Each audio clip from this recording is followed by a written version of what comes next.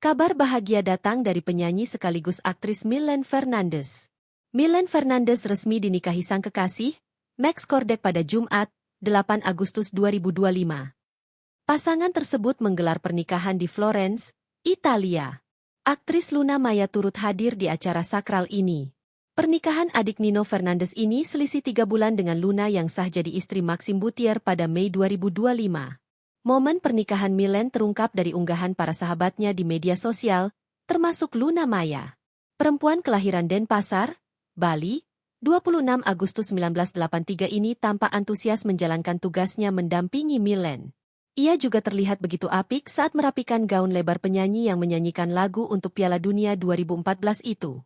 Menyertai unggahannya itu, Luna menuliskan sebuah kalimat singkat. Luna Maya mengaku meluangkan waktu untuk menjadi bridesmaid Mylène Fernandez sebelum ia dan Maxime menjalani honeymoon.